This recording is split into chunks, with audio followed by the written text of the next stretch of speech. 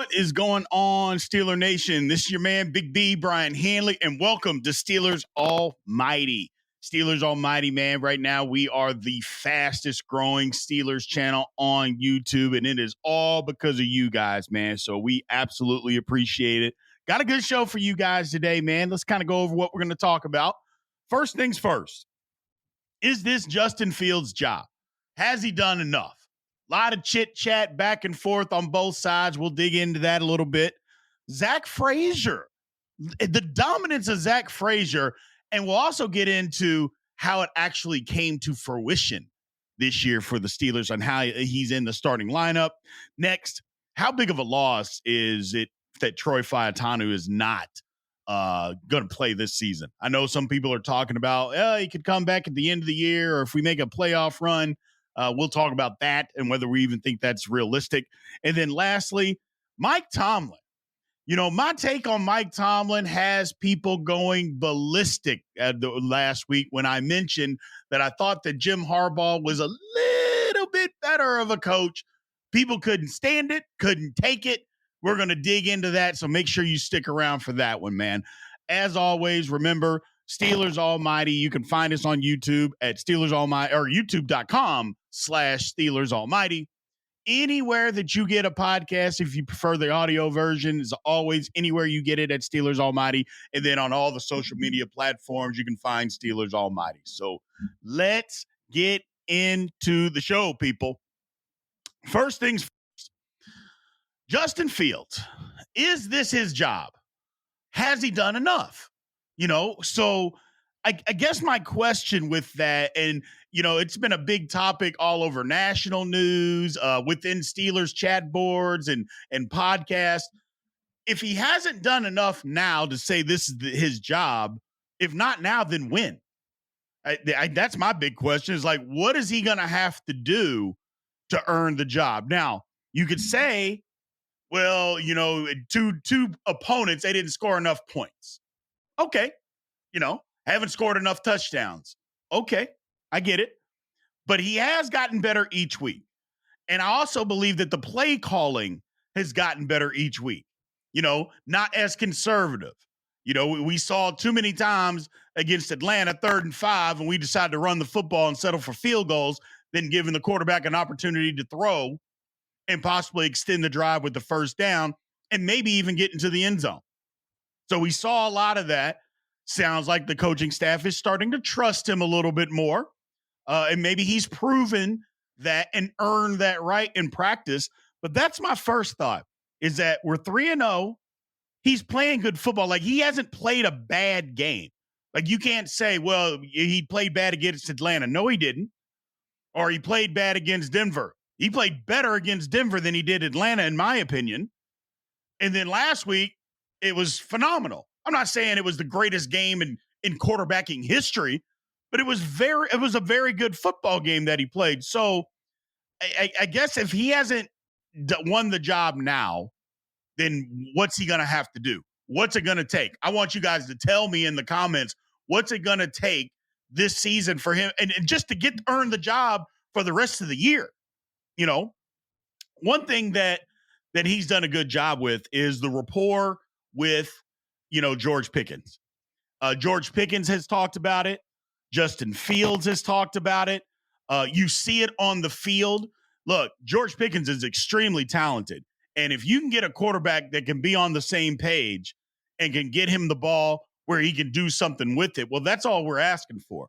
Too many times over the last couple of seasons, you've seen George Pickens make catches, but a lot of them were Herculean efforts to where he's having to contort his body a certain way or make a spectacular catch, where if the ball placement was just better, he could actually do something with it. Well, we're starting to see some of that with Justin Fields. So we know how talented Pickens is, and we've got a quarterback that's getting him the ball where he can do some damage, that's something that we got to take a look at and maybe keep this guy out there. The next thing is the offense is expanding. We saw that against Denver. Now, I know what you're saying. Well, they didn't throw for as many yards. Well, 2 of those big throws got called back, touchdown called back, these penalties that killed drives. It is what it is. But Justin Fields was pretty good against Denver. And then against the Chargers, he took an even more of a step, throwing the ball down the middle of the field, something that us Steeler fans have been screaming for over the last 3 seasons. Throw it down the middle of the field, quick slants, dig routes, short, shallow crosses, anything over the middle of the field. We started doing that. I think his actual best throw was an incompletion that he threw to Pat Freiermuth. In the fourth quarter, he throws a laser, and it goes in between 3 people, and Freiermuth gets both hands on it, but he falls down, he's rolling over, and then it's incompletion. I thought that was his best throw of the day, and it was an incompletion.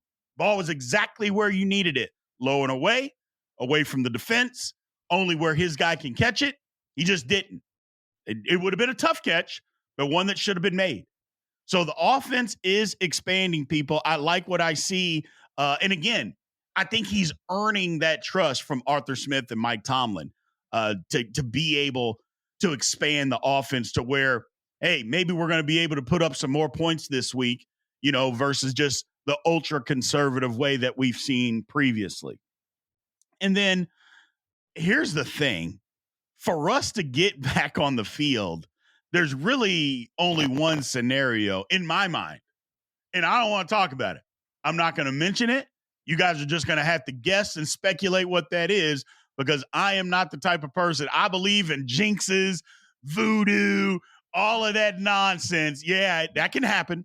And so I'm not going to put any of that bad juju out there. I'm just not going to do that. But yeah, there's only really one scenario where I see that he gets on the field right now. So let's go to the poll question, people. Let's talk about it. Would you feel comfortable with Justin Fields being the Steelers quarterback for the next decade? Yes or no? Put your answers in the comments. Make sure you say yes one or no one so we know what poll question you're actually speaking about. But yeah, would you feel comfortable right now? And it might be a little too early, I'll admit, for that question. Maybe we need to get a couple more games under our belt to see that. Still 3 games, but it's all he can do is play well in the games that he's had, and Justin Fields has done that. So leave your answers in the comments section. Let's move on. So our man Zach Frazier is putting on a center position so far. It's just absolutely dominant play.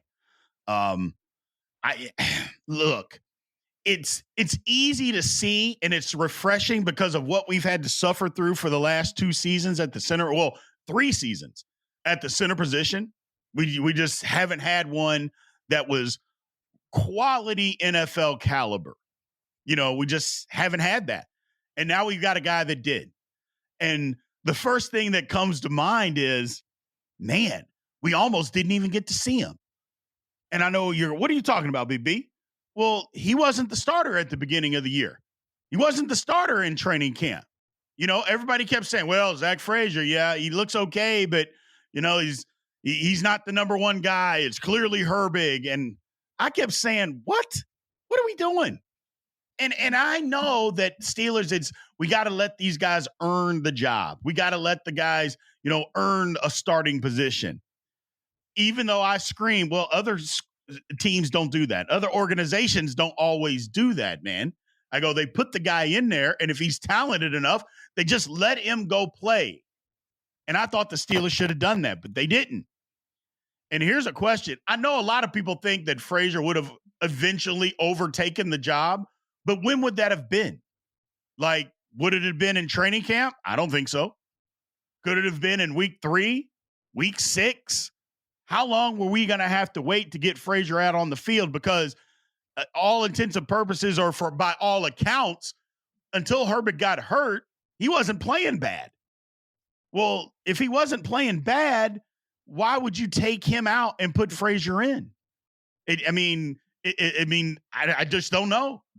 So it kind of fell into Mike Tomlin's lap. Unfortunate situations that Herbig got hurt, that Nate Herbig got hurt. I hate it, but I think we got the better guy playing center right now. And from our all 22 breakdowns that we do, you guys can see I love him. I think he's great. I break down the offensive line every single week, and I'm going to continue to do it till the season's over. And he has just been playing some outstanding football. Outstanding football. The one thing that I like about him is that we got a clip. He's got a nasty attitude, man. Just a nasty attitude, and he finishes blocks.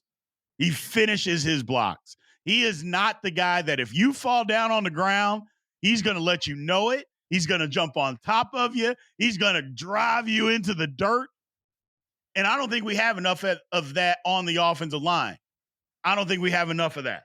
I think we need to do more of it. Way more of it. But yeah, the Steelers, we got us one. We got a center to be able to get him in the second round. I thought he was the best center in the draft. The best pure center in the draft. Was he the best athlete? No. But that doesn't mean he wasn't the best center. And I believe the Steelers did that. Call me a homer. Call me whatever you want. I said it at draft time. And I said, now, that's who I wanted the Steelers to go get. These other teams were going to take guys that they believe were better athletes, but they just weren't better centers. We got the best center. I love it. I absolutely love it. Zach Frazier, like I said, man, he's physical, he's nasty, but his technique is also good too, people. That's the one thing, his technique. We talk about, McCormick, and McCormick has that same type of nasty attitude playing guard, but his issue is his technique isn't great yet. It can get there, and I believe it will get there, just needs some more coaching. But as of right now, his technique's just not there. Well, Zach Frazier, his technique is there. And he's got that nasty streak that we need, that nasty streak that we love. I think it's great. I think Zach Frazier is a future All-Pro, future Pro Bowler. But we're going to go to the poll, and we're going to ask you this question. So, do you think Zach Frazier can be an All-Pro or a Pro Bowler in his rookie year? A, yes. Again, number 2, because it's a second poll question, or B, no, 2.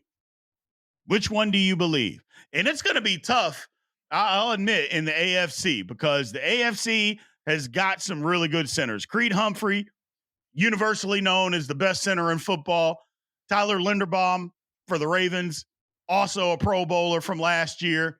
So it's going to be tough, but doesn't mean it's impossible. Doesn't mean it's impossible. Like I said, I like what Zach Frazier brings to the table, man. I really do. I think the Steelers have their next great center for at least the next decade. At least the next decade, man. So good for Zach Frazier. Let's get to halftime, man. So we are here. First, I want all of the viewers, man. We just went over, if you see down at the bottom there, it says 3,008. That's the number of subscribers that we've got. Some people might think, well, that's not a lot. Well, hey, man, we just started this channel April 4th of this year. And we have built this thing. We're building it for fans by a fan. I am a Pittsburgh Steelers fan. I have been my entire life. And we are building this from a fan's point of view with football knowledge. As much football knowledge as I think I have. I don't think I'm a genius. I just watch a lot of football, and I love the Steelers. So I appreciate all the support that you guys have given this channel, man. So we really do appreciate it. Here's our schedule. As you see, our weekly podcast, obviously, that's on Wednesday. We do a live post-game and pregame and post-game for every game. Right now, the games have been on Sunday. We know that those games are going to change, so those times and all that stuff will change. We do our weekly scouting report. Those come out on Friday. And we also have our All-22 that comes out on Tuesdays. And then we also have the hotline. We've got the hotline. We've gotten some calls. We have gotten some calls in. Remember that hotline number to call in, leave your name, and also your YouTube user ID. Make sure you do that. But the number 412-444-8390. Again, 412-444-8390.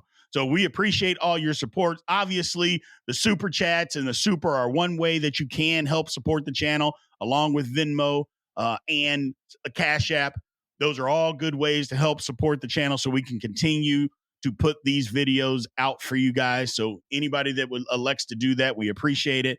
We also enjoy all the comments that you guys leave, man. I love going back and forth with you guys, so I appreciate it. So remember to like, follow, subscribe, comment, and can hit that notification bell so you know where all Steelers almighty content is coming out. But we do have another call.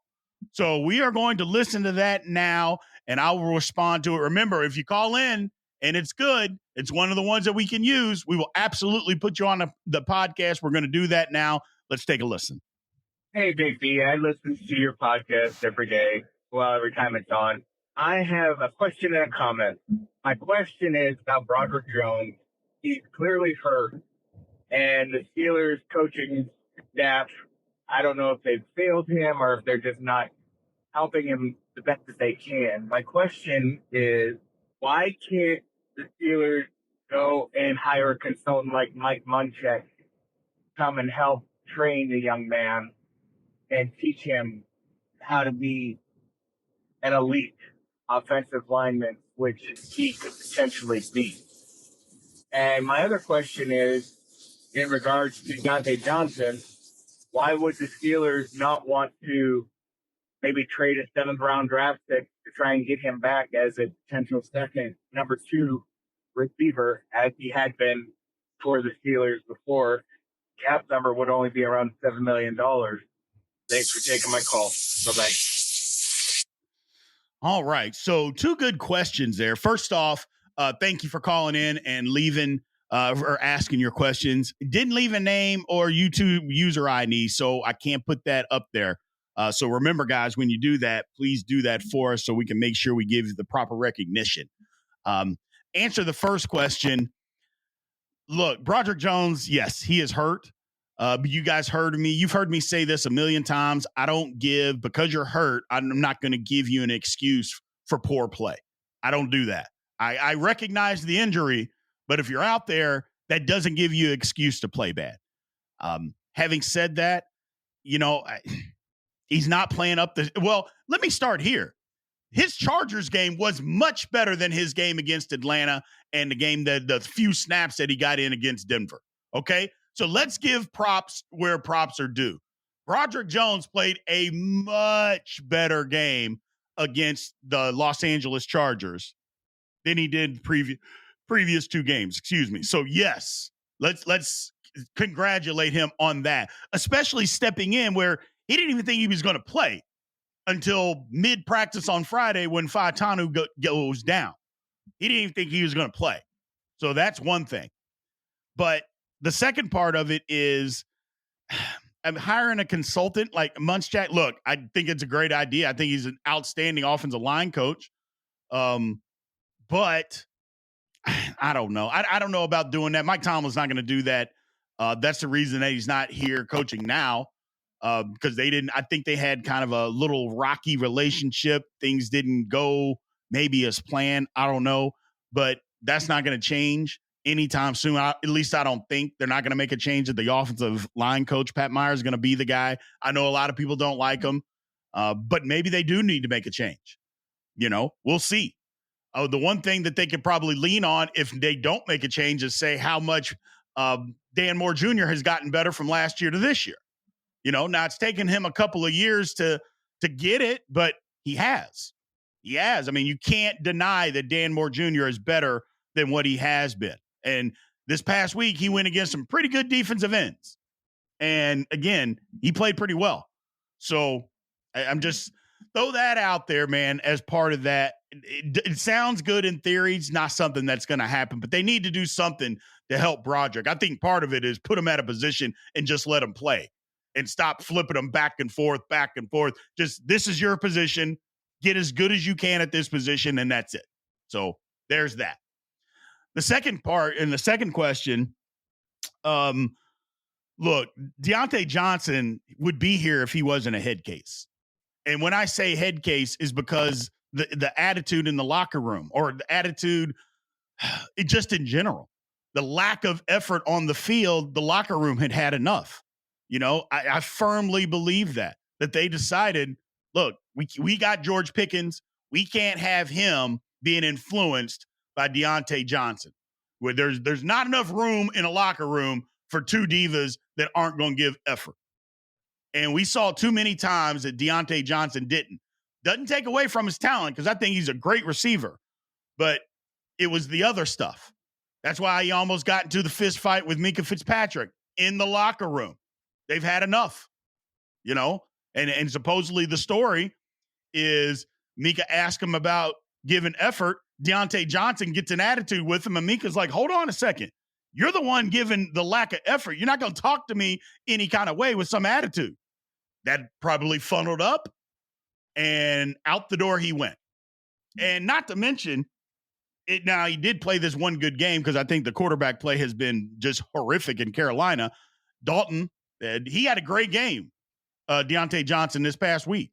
So I don't know. I don't think that's realistic to bring him back. Not going to happen. I think they may look for a receiver, but it will be elsewhere. Think DeAndre Hopkins or maybe even a Christian Kirk. Look at some place like that for the Steelers to try to get another receiver. But Deontay Johnson is not an option. Not going to happen. So, but I do appreciate you calling. Appreciate you asking the question. So, and again, I encourage everybody else to continue to do so. I'll give you that number again. 412-444-8390. So appreciate everybody that has called in so far. Let's move on. So how big of a loss is Troy Fautanu? I think it's huge. And the reason that I think that loss is so big is because, first off, sometimes you just got to listen to what people say. Mike Tomlin came out before the Chargers game and before he got hurt and talked about, yeah, man, we recognized that he was healthy and we put him immediately in the starting lineup. Well, that right there should tell you how good he was, because you got to remember, he missed basically all of training camp. So whatever he was doing before, he got hurt in that first preseason game must have been outstanding stuff.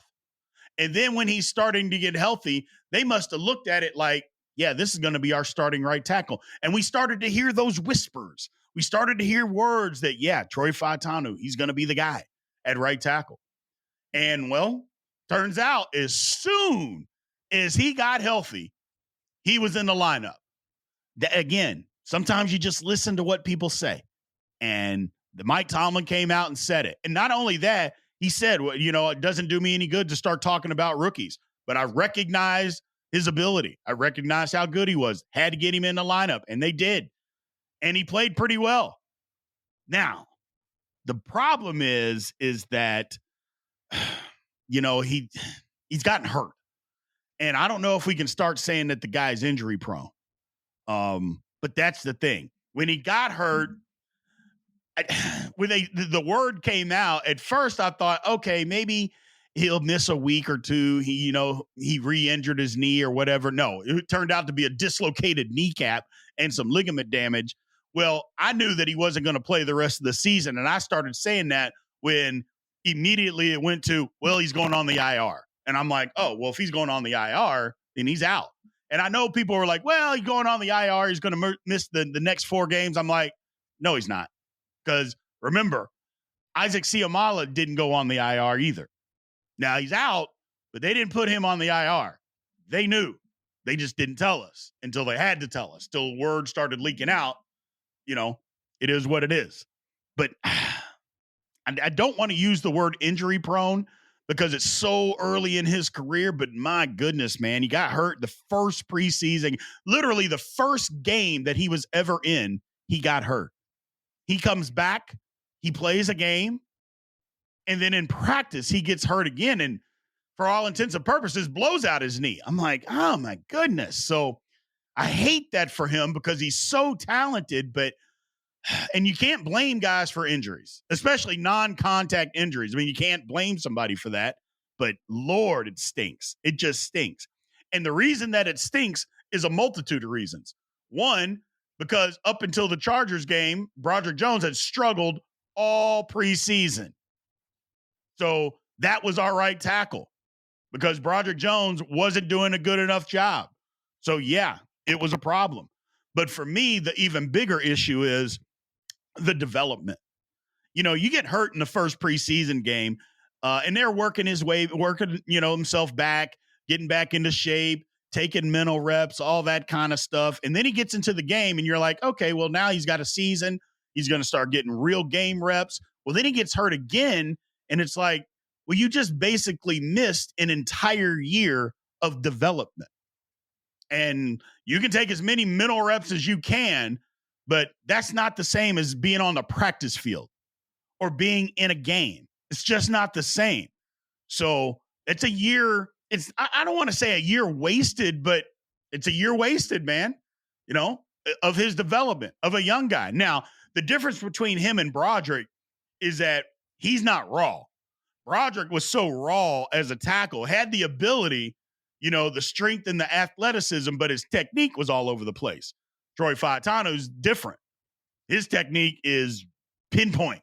Not saying he's a wily veteran, but his technique's not the problem. Okay. It's just getting him the actual reps, and now he's not getting the reps. So while I'm not going to throw the injury prone bug around because, again, it's the same year, but got to figure out ways to try to stay healthy. That's it. I know that's out of somebody's hands. I get it, but I hate this for him.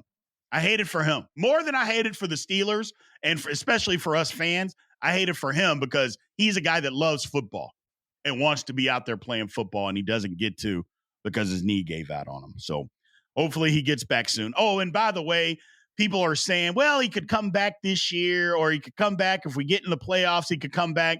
Guys, you got to put that out of your mind. He's not playing another snap this season. Not this season. We got to let that go. Just let it go. And that's okay. That's okay. But he's not playing this year. Let's move on. All right, people. Last week, I made the comment that I believe, and I did it in our scouting report that comes out on Fridays. Make sure you check that out, by the way. And I said, when it came down to coaching, that I thought that Jim Harbaugh was slightly better than Mike Tomlin. You wouldn't believe the comments that I got from people. I'm a sellout. I don't know football. I'm not a real Steelers fan. I have no idea what I'm talking about.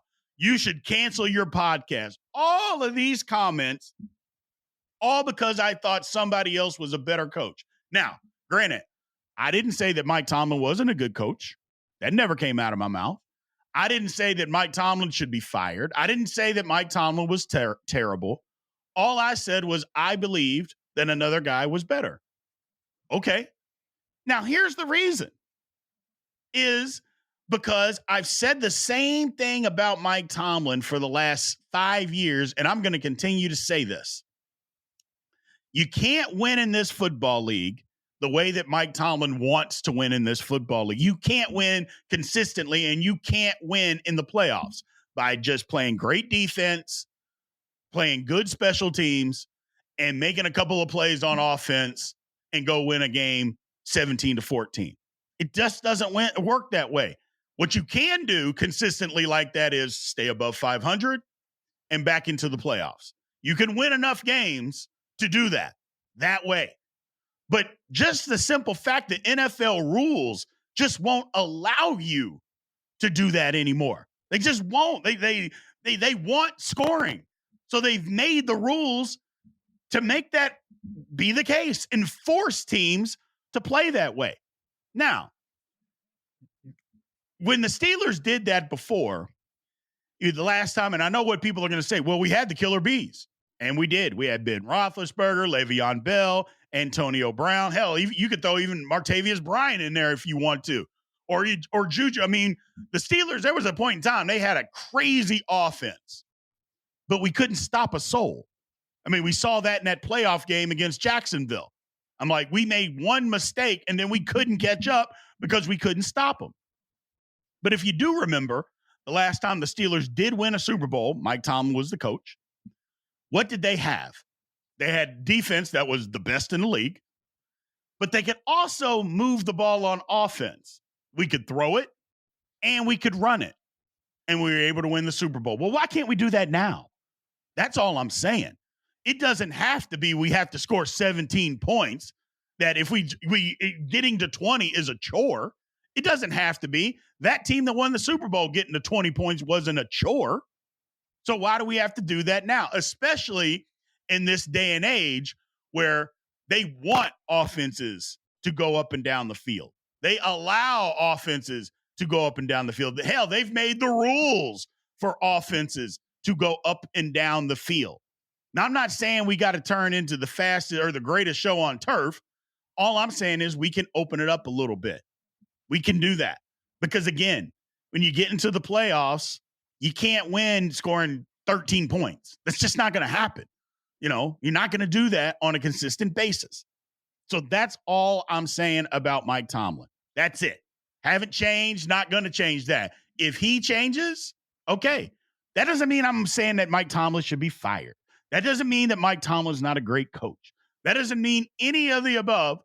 All I said was I thought Jim Harbaugh was a little bit better. That's it. Okay? And if you want to say that Mike Tomlin shut me up, I'm with it. I'm game. Maybe he listened to this. Who knows? Probably not, but maybe he did. And if that's the take, hey, Big B, you got to shut up. Mike Tomlin proved you wrong. I'm fine with it. And you know why? Because the Steelers won. And that's ultimately all I care about. I don't care. Y'all know my saying. I don't care who it is, how. I just want to win. That's it. I just want to win. So if that means I got to get proven wrong every single week and the Steelers win every single week, I'll take it. I have no qualms about that. But that's my thought on Mike Tomlin. So again, people, relax. I'm not saying Mike Tomlin should be fired. I didn't say Mike Tomlin wasn't a great coach. I just happen to think somebody else was a little bit better. That's it. And it's ironic that Harbaugh wants to play the exact same way that Mike Tomlin does. I don't know. It is what it is. Let's get to the poll question here, people. Where do you rank Tomlin among the Steelers' great coaches? Well, I mean, it's wild because it's just, A first, B second, C third. There's only been 3 coaches since 1969. So where do you rank them? I'll just say this as a spoiler alert. There's no way that he's number one. Anybody that puts him first, I got to question what you know about the Steelers. And do you care? Because there's no chance that he is first. Now it's just a matter of, do you think it's second between him and Cowher? That's really what this poll is about. Because there's no chance that he is first. Zero, zilch, none that he can be first on this list. Just can't be. Just can't be. So, all right, people, look. Here's the deal. Justin Fields, in my opinion, I know I asked this question earlier. I think he's got to be the starter moving forward. He hasn't done anything to prove that he doesn't deserve this job. Now, if he comes out and he starts playing bad and Russ is healthy, okay, that's a different conversation for a different day. But he hasn't played bad all season. He hasn't even played average all season. He's played good in all 3 games.